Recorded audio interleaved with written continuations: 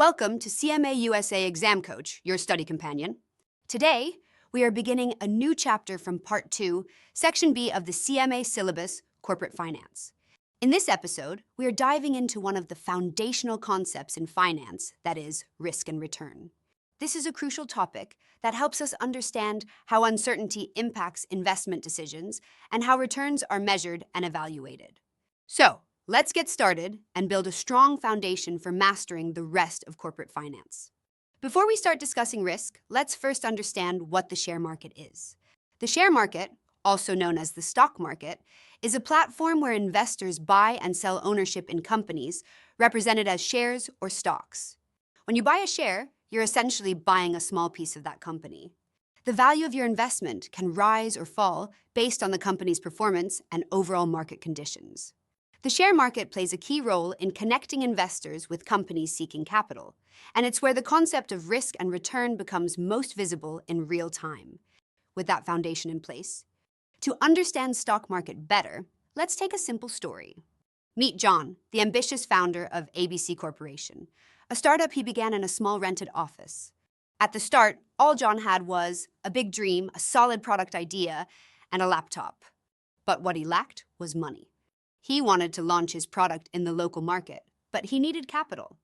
So what did he do? Stage 1, the first supporters, friends, and family. John called his close friends and family together and said, "I believe in this business, but I need your support. If you invest in me, I promise to share a part of the profits with you." His uncle gave $500,000. His best friend pitched in USD $200,000. His sister loaned him USD $100,000. They didn't ask for interest, they believed in his dream. In return, John gave them a profit-sharing agreement, a small ownership in his company. And with that, ABC Corp was born. Stage 2, growth and the bank loan. Business grew, clients came in, revenue multiplied. But soon, John faced a new challenge, expansion. He needed bigger factories, more staff, and new technology. This time, he approached a bank. The bank approved a business loan of $5 million. John used it to scale operations across the region. But with loans came EMIs and interest, and that meant a growing financial burden. Still, ABC Corp pushed forward, expanding to multiple cities. Stage 3, the big leap going public. Now, 6 years later, ABC Corp is a recognized brand. John's products are sold in every major city. But now he dreams of taking his business international, exporting, building factories overseas, investing in research and development. This kind of growth requires huge capital, much more than what friends, family, or banks can offer. So this time, John decides to go public. Let's raise funds from the public and make them part of our journey. And that's where the story of the share market, or stock market, begins. What is a share market? The share market, also known as the stock market, is a public marketplace where companies raise money by selling shares of their ownership to investors. When a person buys a share, they are essentially buying a piece of the company, becoming a partial owner. These investors are called shareholders. The main goal for companies is to raise capital for expansion, operations, or new projects. For investors, it's an opportunity to grow their wealth. Shareholders earn returns in two primary ways: dividends, which are a portion of the company's profits paid out to shareholders, and capital gains, which occur when the value of their shares increases over time and they sell at a higher price than they paid. The share market is dynamic. Prices go up and down based on company performance, economic factors, news, and investor sentiment. That's where the concept of risk and return begins to come into play. How does a company get listed on the share market? For a company like ABC Corporation to sell its shares to the public, it must first get listed on a stock exchange, such as the New York Stock Exchange or NASDAQ. This process is known as an initial public offering, or IPO. In an IPO, the company works with investment banks to determine how many shares to offer and at what price. It must also meet regulatory requirements, submit financial disclosures, and comply with stock exchange rules. Once approved and listed, the company's shares begin trading in the open market. From that point on, anyone, institutional investors, or the general public can buy and sell the company's shares on the exchange. This transition from private to public brings more capital, but also more scrutiny and accountability. Let's understand what is investment banking. Investment banking is a specialized segment of banking focused on raising capital for companies, governments, and institutions. Investment banks do not accept deposits or offer loans like commercial banks. Instead, they act as intermediaries between companies and investors. Major investment banks include Goldman Sachs, Morgan Stanley, JP Morgan Chase, Investment Banking Division, Bank of America, Merrill Lynch. Who are investment bankers? They are professionals working in investment banks. They specialize in underwriting new securities, advising on mergers and acquisitions, asset management for institutions, market making, and research. Let's look at the roles of investment banks in the IPO process. First comes due diligence and valuation. Here, investment banks examine the company's financial records, legal standing, and operations. They analyze market conditions and competition to help determine the fair value of the company and set an IPO price range. Next is underwriting. Investment banks commit to purchasing the company's shares and selling them to the public. This removes the risk from the company and places it on the bank. There are two types: firm commitment, where the bank guarantees to buy all shares, and best effort, where they try to sell without a guarantee. Then comes marketing the IPO, also known as the roadshow. Executives and bankers meet with large investors to pitch the company, answer questions, and build excitement. This helps engaging demand and setting the final price. Fourth is regulatory filings. The bank assists with preparing legal documents like the S-1 registration, ensuring compliance with authorities like the SEC in the US. Fifth, they handle pricing and allocation.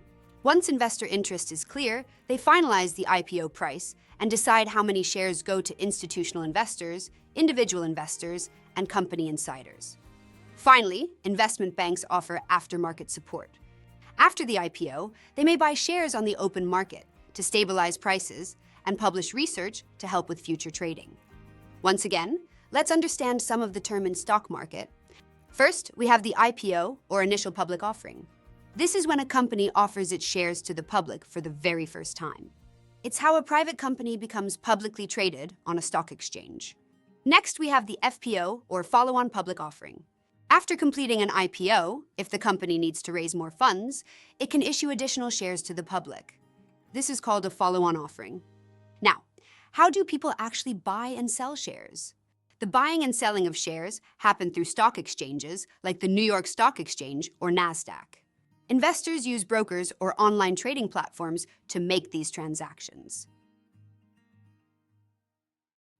What makes share prices go up or down? The price of a share is mainly determined by demand and supply, but it's also influenced by the company's performance, future growth prospects, investor sentiment, economic trends, and even political news. So, who participates in the stock market? The market includes a wide range of participants: individual investors, large institutions like mutual funds and pension funds, and even traders who buy and sell frequently for short-term gains. Let's now talk about two common terms: bull market and bear market. A bull market refers to a period where stock prices are rising and optimism is high. On the other hand, a bear market is when prices are falling and investors become more cautious. Next, we have the stock market index. An index, such as the S&P 500 or Dow Jones, is a group of selected stocks that represent the overall health of the market or a specific sector. Investors often look at indices to gauge market performance. Why do people invest in stocks? The main goal is to grow their wealth. Investors can earn returns in two ways: through dividends and through capital gains when the share price increases over time. But we should also understand the risks involved. Investing in stocks comes with uncertainties. The value of shares can fluctuate due to various factors, including poor company performance, economic slowdown, or unexpected global events.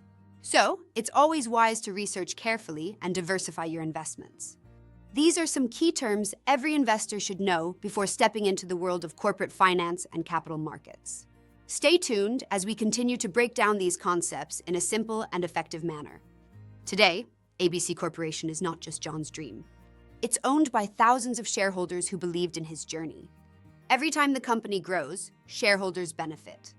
That's the power of the share market. It connects businesses and the public, creating value for all. That brings us to the end of this introductory session. All the information we covered so far, like IPOs, share markets, bull and bear trends, and stock market participants, is foundational knowledge about how the stock market works. The important topic we were discussed is the role of investment banks in the IPO process. This is a specific topic that is important in CMA syllabus, and you are expected to understand it clearly for your exam.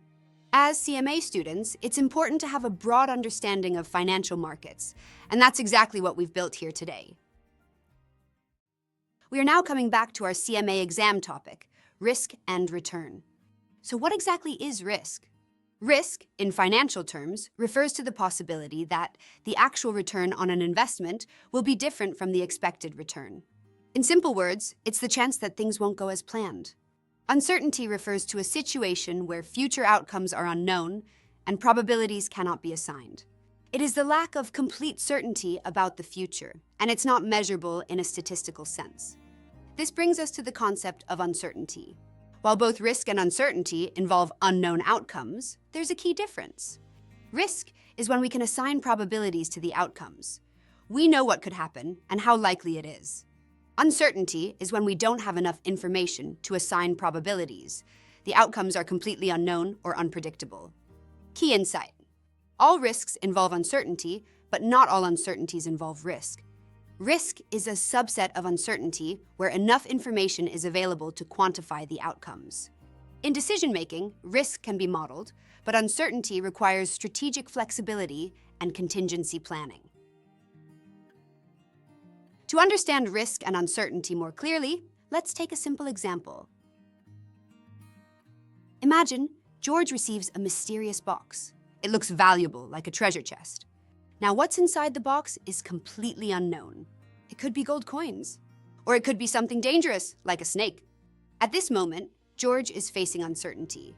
He has no clue what's inside and no way to assign a probability to what the outcome might be. Now, suppose someone tells George, there's a 70% chance the box contains treasure and a 30% chance it's something harmful. Now we've moved from uncertainty to risk. Risk exists when you know the possible outcomes and can assign a probability to each. So to summarize, uncertainty is when George doesn't know anything, no idea what could happen. Risk is when he knows the possibilities and how likely each one is. This is exactly how risk and uncertainty work in finance too. When we invest in stocks, we face risk because we have historical data and probabilities to help us estimate returns. But when we enter into unknown territory with no information, that's uncertainty. Types of risk. There are mainly two types of risks to be discussed. First one is pure risk, and the next, speculative risk. Pure risk refers to situations where only the possibility of loss or no change exists, and there is no opportunity for gain. It's also known as insurable risk because, unlike speculative risk, it cannot be managed directly. Instead, pure risk can only be mitigated through insurance or transferring the risk to an insurance company. An example of pure risk includes natural disasters like floods, earthquakes, or hurricanes. Accidents such as car crashes or workplace injuries, as well as health-related issues like illnesses or diseases, are also examples of pure risks. Since pure risks cannot be managed or avoided directly, the primary way to handle them is through insurance. For example, someone might buy health insurance to cover the financial risks associated with medical expenses due to illness or an accident. Speculative risk refers to situations where both the potential for gain and loss exist.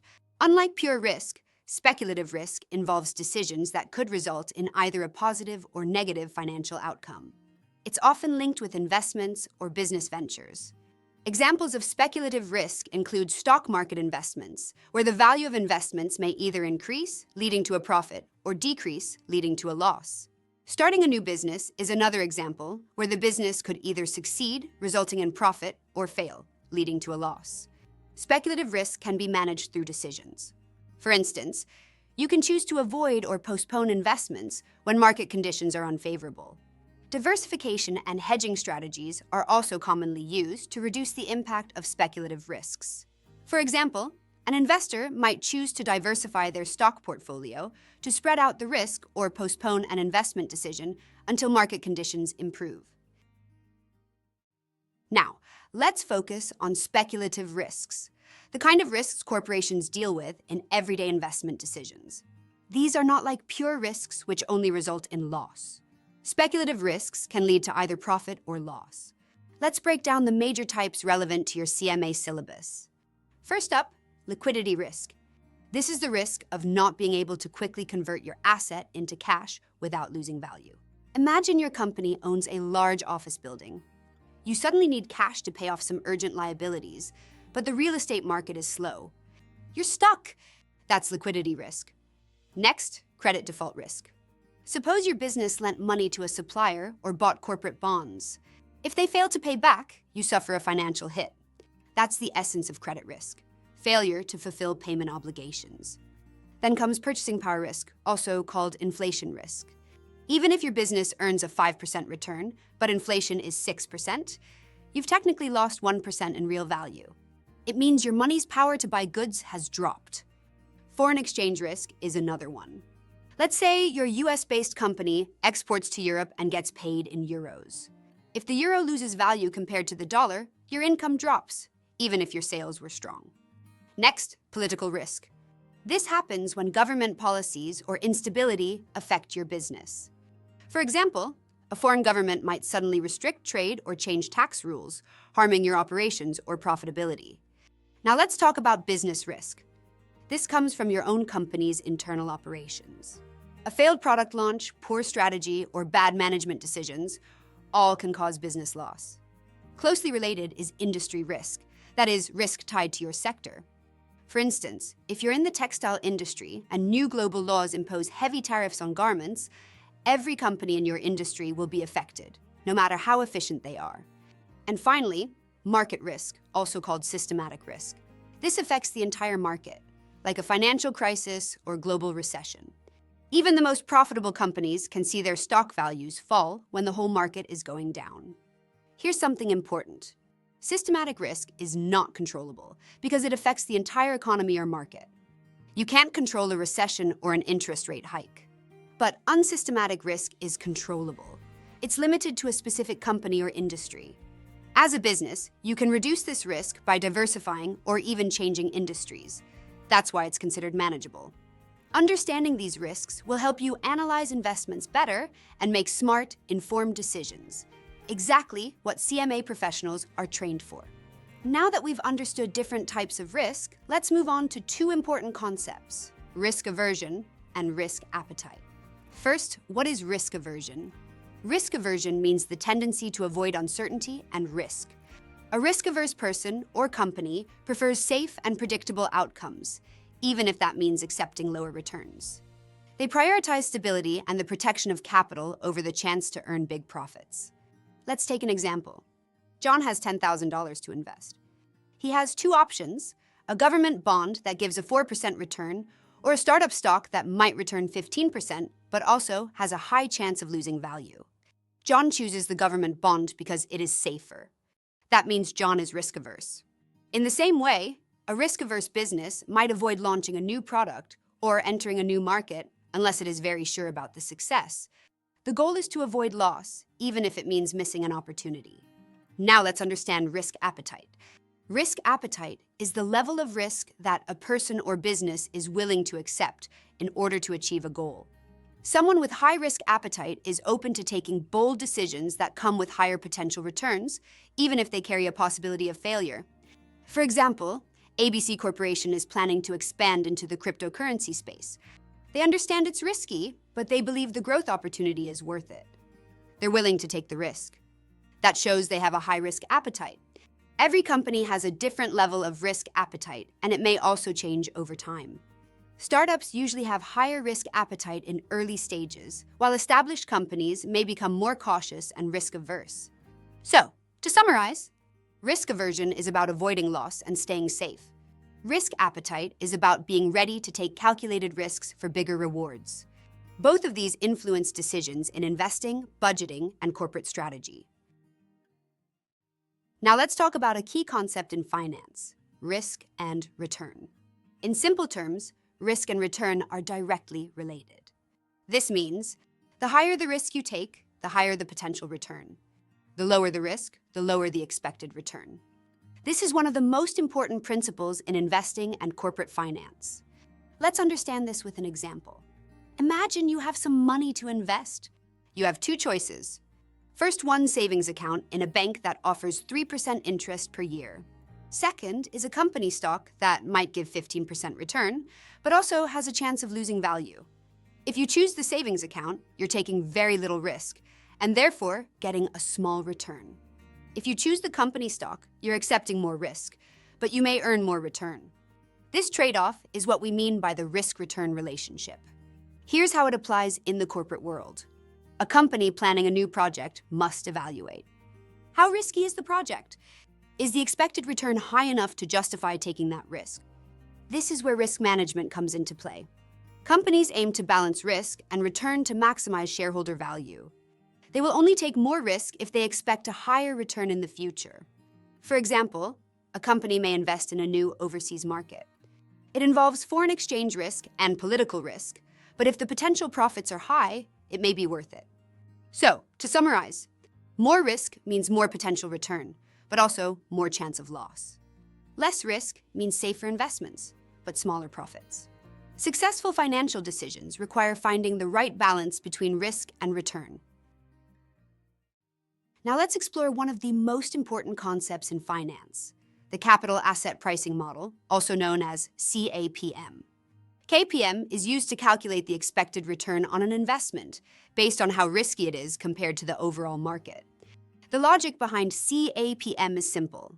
Investors expect to be rewarded in two ways: one, for the time value of money, and two, for taking on risk. The formula for CAPM is expected return equals the risk-free rate plus beta multiplied by the market risk premium. In equation form, it looks like this. Expected return equals risk-free rate plus beta multiply by market return minus risk-free rate. Now let's understand each term. The risk-free rate is the return from an investment with zero risk, usually a government bond. Beta is a measure of how much the investment moves compared to the market. If beta is 1, it moves exactly like the market. If it's more than 1, it's more volatile. Less than 1, it's less volatile. Market return is the average return expected from the whole stock market. And the market risk premium is the extra return the market gives over the risk-free rate to compensate for the risk. So in simple terms, CAPM helps us figure out how much return an investor should demand for a particular investment, given its risk level. It's a key concept used in valuing stocks, assessing projects, and estimating cost of equity. So, what is the risk-free rate? It is the theoretical return an investor would expect from an absolutely risk-free investment, meaning there's no chance of default, and the investor is guaranteed to get back both the principal and the interest. But in the real world, there's no such thing as a perfectly risk-free investment. So, financial professionals commonly use the US Treasury bill, or T-bill, as the closest alternative to a risk-free investment. Why the US Treasury bill? Because it is backed by the full faith and credit of the US government, which makes default practically impossible. T-bills are short-term debt instruments, often with maturities of 3 months, 6 months, or 1 year, and they do not pay interest directly.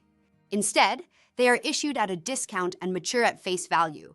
The difference is the investor's return. Let's understand the risk-free rate using a real-world example with a US Treasury bill, also known as a T-bill. When you invest in a T-bill, you're not buying it at its full value. Instead, you purchase it at a discount. For example, suppose the face value of a 6-month Treasury bill is $1,000. This is the amount you will receive at maturity, in this case, 6 months from now. But today, you don't pay $1,000. You buy it for $980 at a discounted price. You don't receive any interest payments during the 6 months. But when the T-bill matures, you receive the full $1,000. That means you paid $980 now, and after 6 months, you get $1,000 back. The $20 difference is your gain, and it's guaranteed by the US government. This return is considered risk-free because there is almost no chance of default by the US government. That's why in finance, especially in models like CAPM, this type of return is used as the risk-free rate.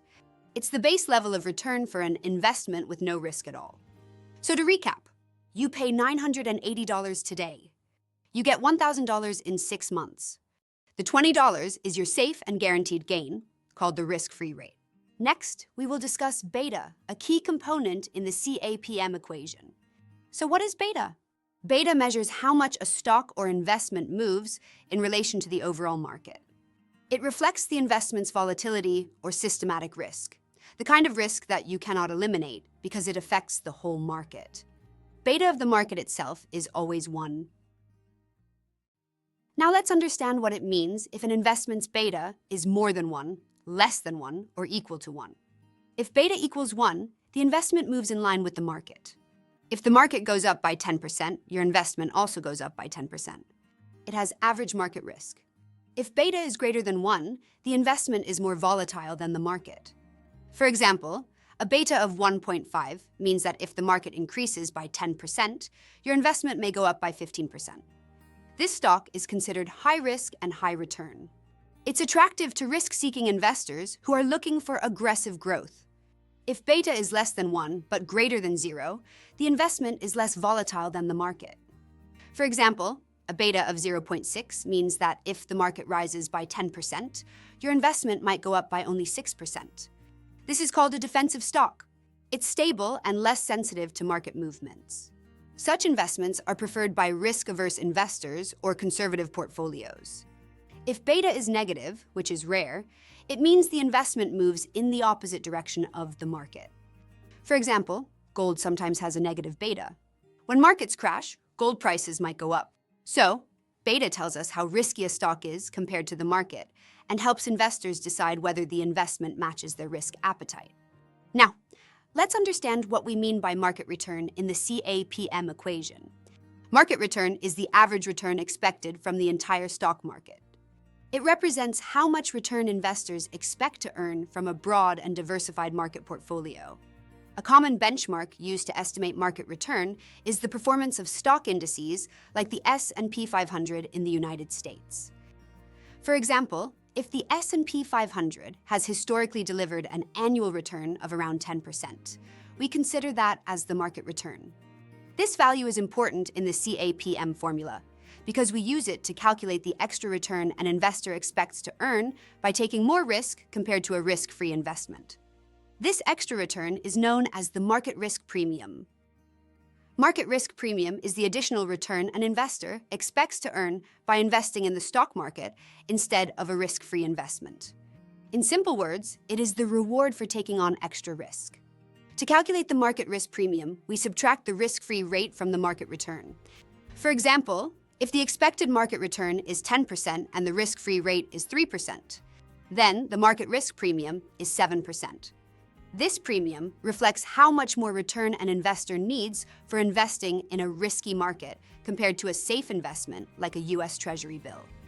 The higher the risk in the market, the higher the market risk premium investors will demand. Let's now do a simple practical example using the capital asset pricing model, or CAPM. Imagine an investor wants to know the expected return from investing in a company's stock. The risk-free rate is 3%. The market return is 10%. The beta of the stock is 1.2. Now let's apply the CAPM formula. Expected return equals the risk-free rate plus beta times the market return minus the risk-free rate. Substitute the values into the formula. Expected return equals 3% plus 1.2 times 10% minus 3%. Expected return equals 3% plus 1.2 times 7%.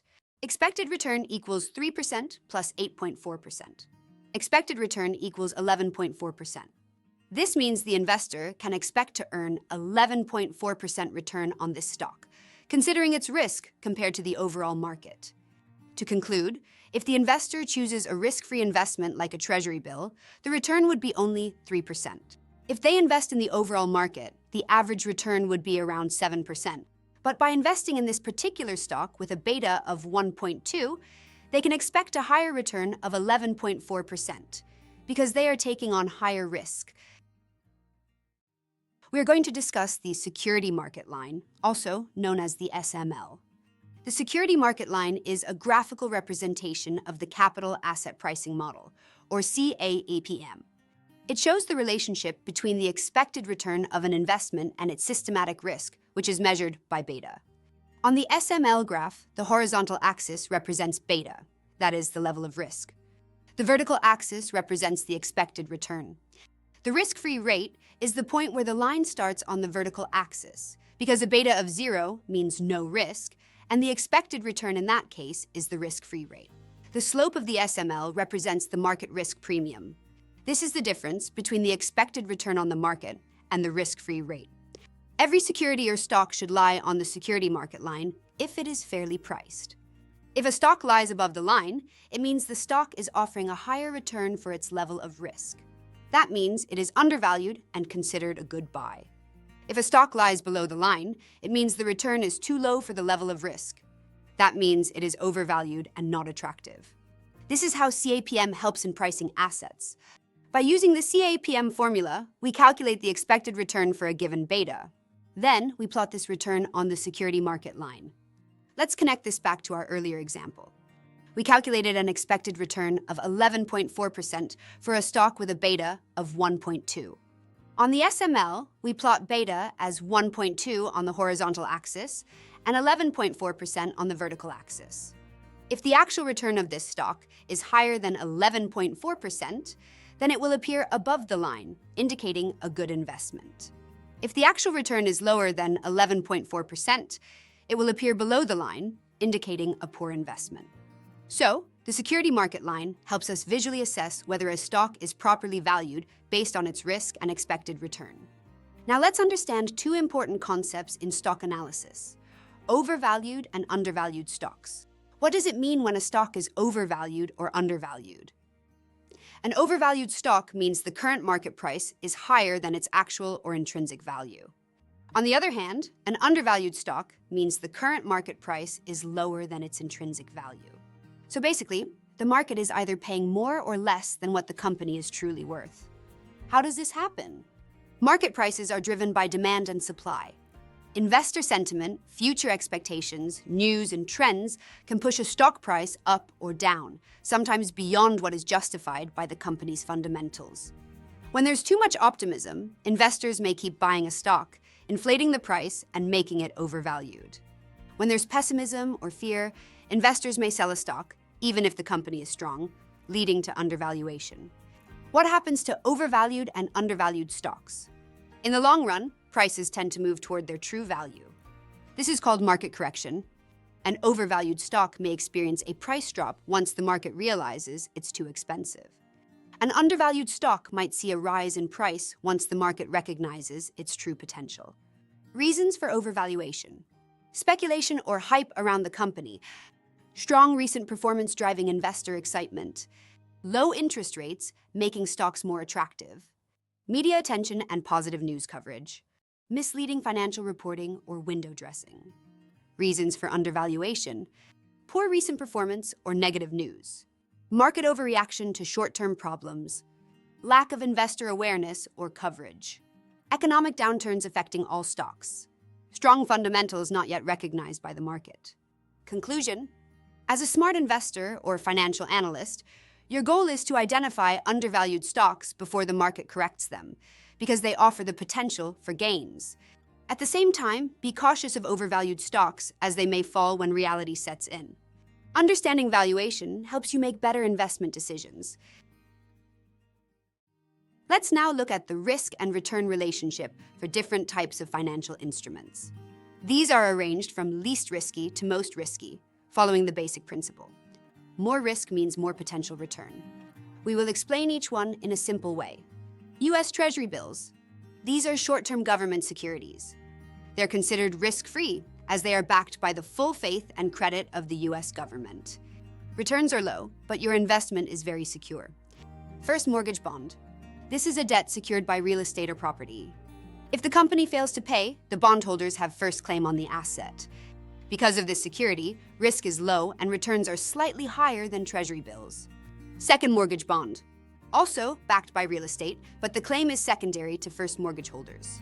This means slightly higher risk and return compared to the first mortgage bond. Subordinated bond. This is an unsecured debt that is repaid only after senior debts are satisfied. This makes it riskier, but it offers a better return than secured bonds. Income bond. Interest is paid only if the company earns sufficient profits. There's no guarantee of return, which increases the risk. However, the return potential is also higher to compensate for that. Preferred shares. Preferred shareholders receive fixed dividends before common shareholders. These shares offer moderate risk, higher than bonds, lower than common stock, and steady returns.